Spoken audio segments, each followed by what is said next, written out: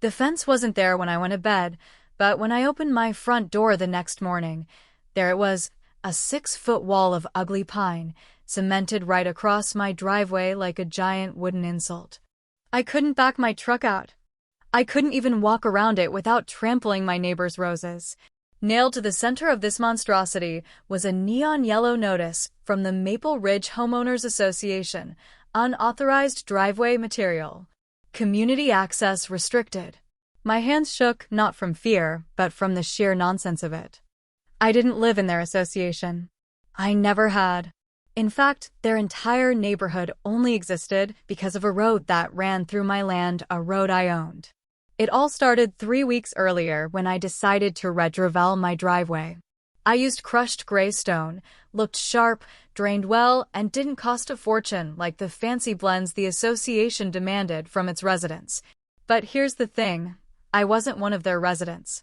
My property bordered their community, sure, but I'd never signed any contract or rulebook tying me to their drama. I was just the guy who owned the land their subdivision clung to like ivy on a brick wall. And now, they thought they could fence me in. At first, I figured it was a mistake. Maybe someone misread a map. So, I did the sensible thing and walked across the street to the association's office. That's where I met her, Susan Harper. That wasn't her real name, but it fit her perfectly. She stood there in a pale blue blazer, clutching a clipboard in one hand and a mug labeled Boss of the Block in the other. She didn't look surprised to see me. If anything, she looked smug, like she'd been expecting me. "Good morning," I said, keeping my voice calm but firm. "There's a fence blocking my driveway. Any idea how that happened?" "Oh, yes," Susan said, flipping a page on her clipboard. "You were warned in writing. 3 violations: non-compliant gravel, no edge barriers, and visual disturbance. The board voted to install the barrier." I blinked. "You voted to trap me in my own home?" Susan smiled, slow and sharp, like she was savoring the moment. "We take our neighborhood's appearance very seriously. Your driveway cuts through our community's visual path, so you're subject to secondary compliance." "Secondary compliance?" I repeated. "That's not a real thing." She shrugged. "It is here. I'm not one to pick fights. I've spent my life in peace, fixing old cars, sipping coffee on my porch, and avoiding people who think clipboards make them kings." But something about Susan's tone, the smugness, the certainty that she'd won lit a fire in me. "You're blocking my property," I said. "That's illegal trespass." Susan gave a fake gasp. "Oh, dear. You're welcome to walk out your back gate if you need to leave. But vehicles stay blocked until this is resolved." "Blocked?" I choked. "It's my driveway. This is our community," she said smoothly. "Order must be maintained." I left before I said something I'd regret. Instead, I called the Willow County Sheriff. I knew most of the deputies from town fairs and barbecues, so I thought this would be quick. When Deputy Carter pulled up and saw the fence, his eyebrows shot up so high I thought they'd fly off. "She blocked your driveway?" he asked. "Over gravel?" I nodded. He walked around, checked the cement posts, took pictures, and called it in. But when Susan strutted out of her office, waving a doctored map and some emergency community rule, things got tricky. She claimed the fence was on association land and they were protecting their aesthetic rights. Carter frowned but sighed and said it seemed like a civil issue. I could sue, but he couldn't arrest anyone today. Susan smirked from behind her sunglasses. "Told you, you can't win." She walked off, humming like she'd just won a bake-off instead of stealing my driveway. That's when it hit me, a memory I'd almost forgotten. Back in the 90s, when I was a kid mowing lawns for pocket money, my dad bought an odd piece of land, an old farm road that now ran through the Maple Ridge subdivision. The developer needed fast cash and access, so he sold the road's easement rights. My dad bought them on a whim, saying they'll need this road someday. He passed away 5 years ago, and I hadn't thought about it since. But now it was like a lightning bolt. I rushed home, stormed to the basement, and pried open the rusty filing cabinet with my dad's old papers. There it was, a deed of easement, notarized, signed in triplicate, naming my father as the owner of the private road through parcels 12A to 18C, the only way in or out of Maple Ridge. I sank into my chair and laughed, a sharp, disbelieving laugh. They thought they'd trapped me, but they'd just cut themselves off from the world. Every delivery truck, every school bus, every resident, they all used my road. If Susan wanted a fight over gravel, I had a cannon. I spent the day preparing copies of the deed, scanned and emailed to my lawyer, a motion sensor camera aimed at the fence, and no trespassing signs posted on both sides. The next morning, I filed a cease and desist letter with the association and hand-delivered it to Susan in front of her morning book club. She tried to play it cool, but her hand shook as she took the paper. "You don't get to control this neighborhood's future," she hissed. I looked her in the eyes.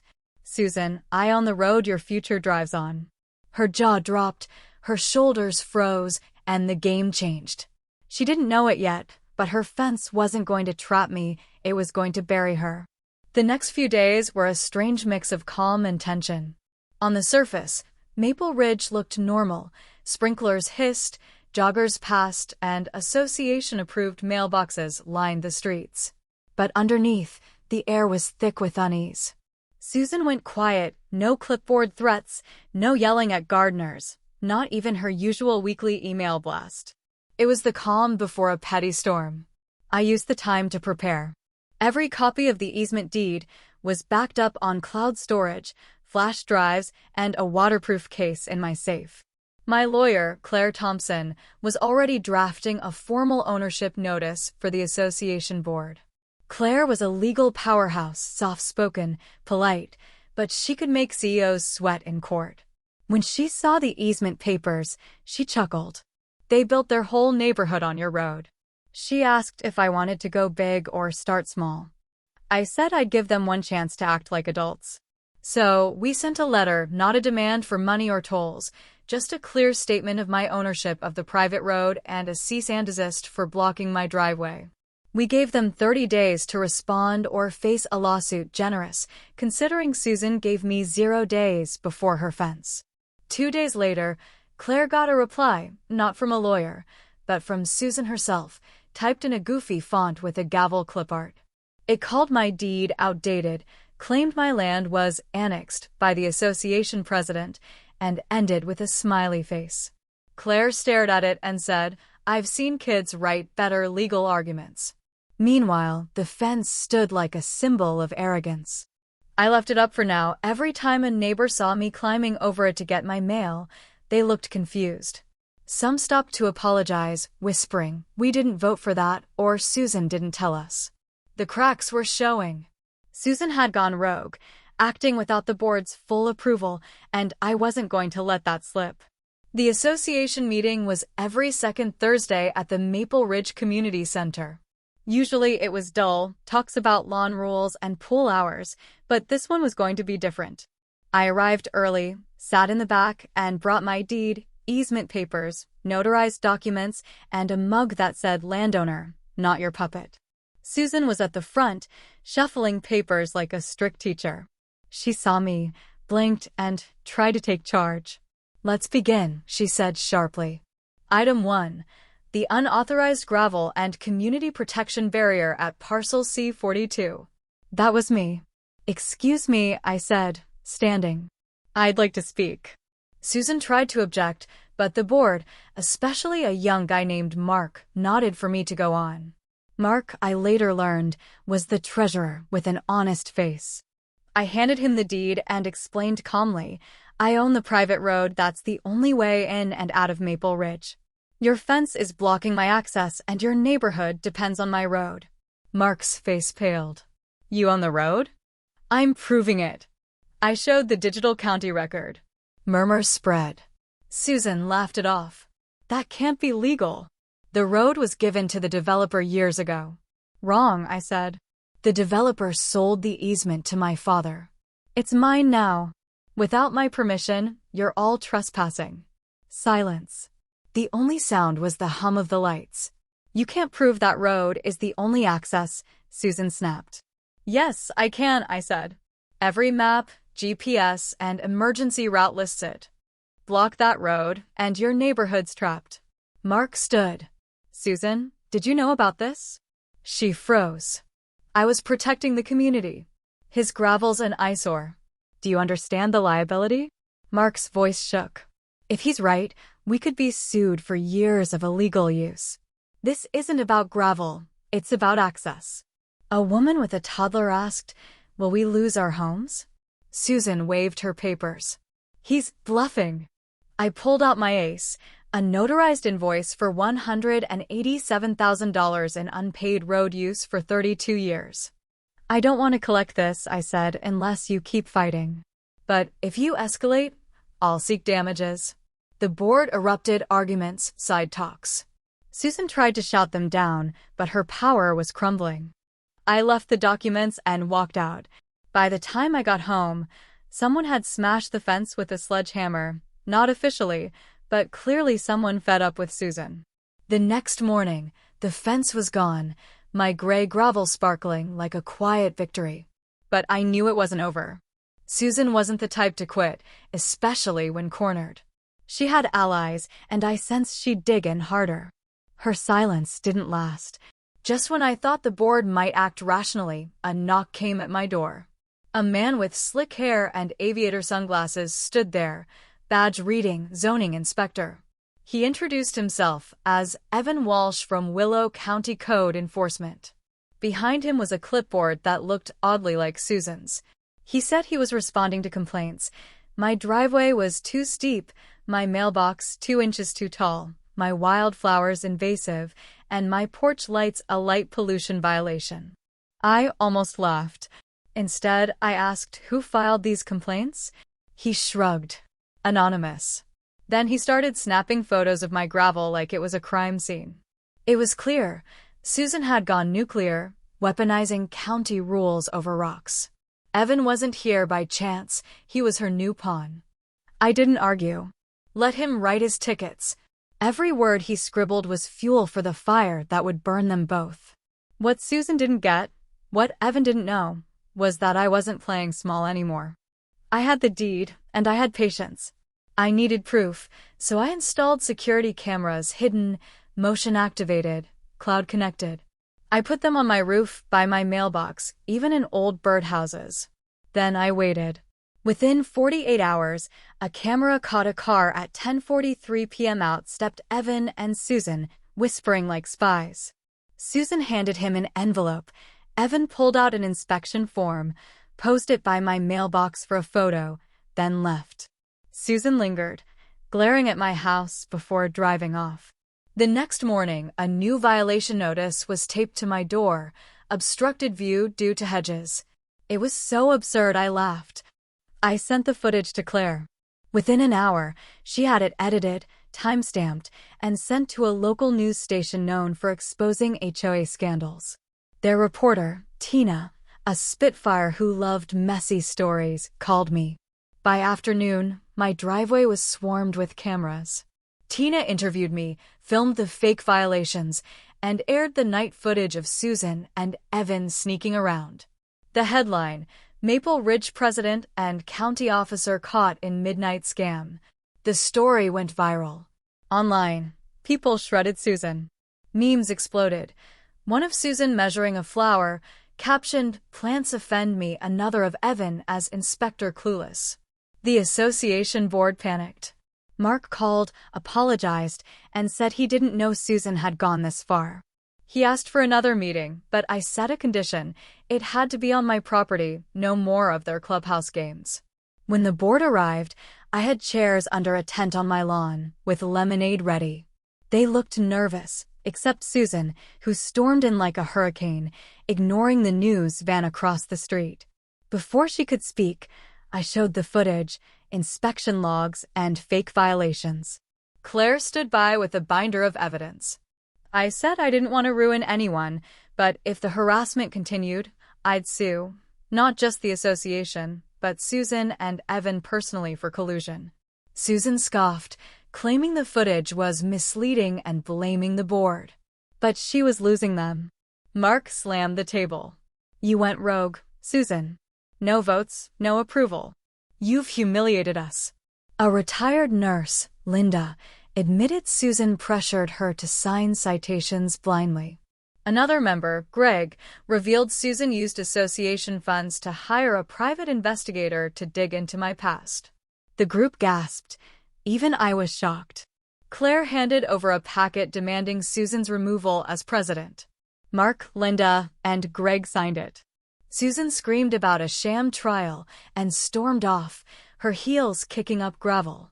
The board suspended actions against me and planned to elect a new president. But I wasn't done. I had a move Susan wouldn't see coming. She thought her fence and fake tickets could win. She forgot one rule. Don't fight the guy who owns the road. While Susan spiraled, I acted with precision.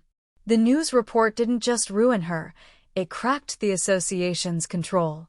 Residents who once feared her questioned her spending and favoritism. I wasn't just watching, I was sending a message.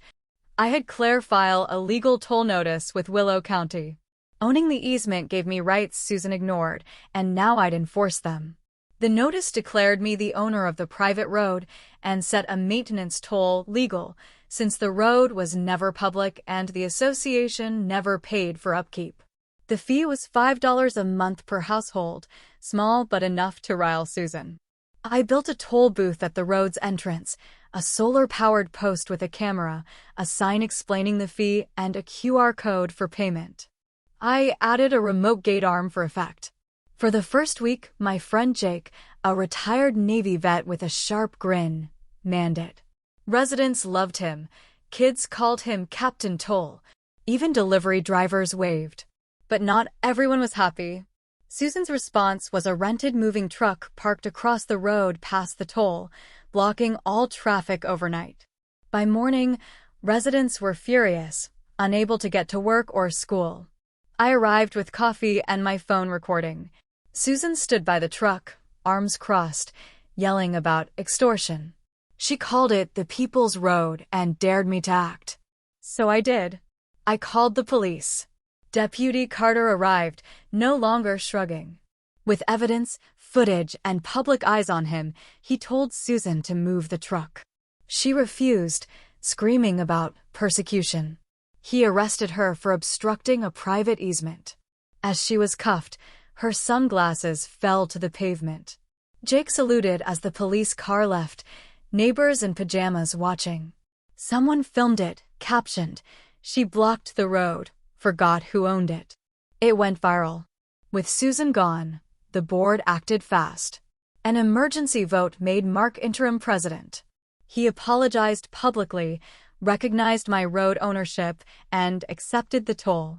Residents got digital passes, and Claire filed everything with the county for transparency. But Susan wasn't done. From her exile, she sued me for emotional distress, claiming the toll caused her migraines and social ruin. She said Jake made her feel watched. Claire laughed but took it seriously. We gathered every recording, email, and timestamp, Susan sneaking with Evan, yelling at me, her arrest. In court, Susan wore a neck brace and sighed dramatically. Her lawyer looked miserable. Claire destroyed her claims. The judge, a no-nonsense veteran, lost patience with Susan's act.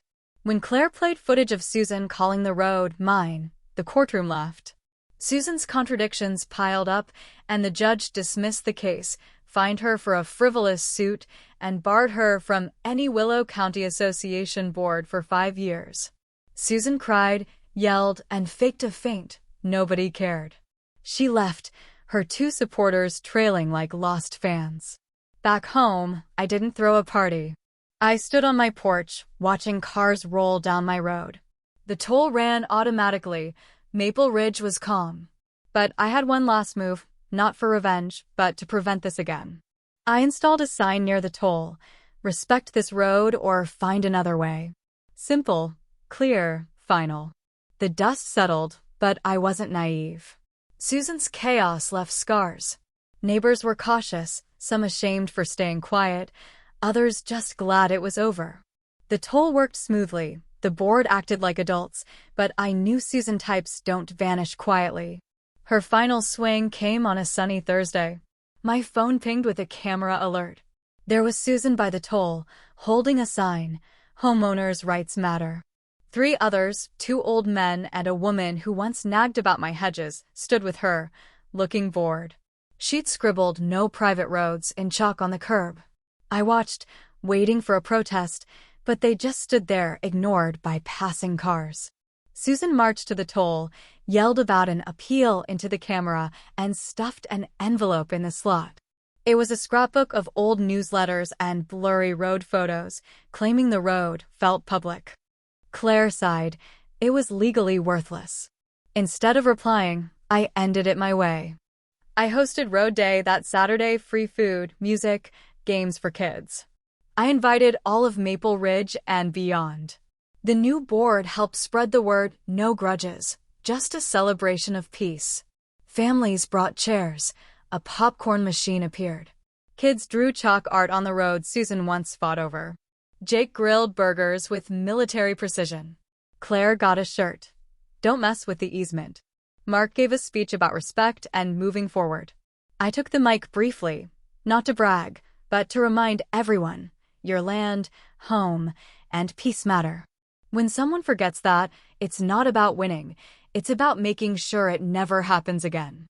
The crowd clapped, not for me, but for the end of Susan's reign. At the end, I walked with Jake and Claire to the toll. We unveiled a new sign, replacing the old one. Carved in oak, it read, "This road is my land. Your freedom stops at my driveway." Not a threat, a boundary, clear as the lines Susan ignored. Weeks later, Susan's house went up for sale. A young family moved in, bringing cookies and asking about the toll booth Navy guy. I said it was mostly true. They laughed. No more fences, no fake tickets, no shady inspectors. Just quiet nights, good neighbors, and tires rolling smoothly on a road that, after all, was mine. I sat on my porch, coffee in hand, the gray gravel gleaming under the stars. No one complained. No one tried to control me. In that silence was my biggest win. Susan thought a fence could break me. She didn't know her whole neighborhood rested on my road. Her war ended not with courtrooms or bulldozers, but with one truth: never mess with the guy who owns the road you need.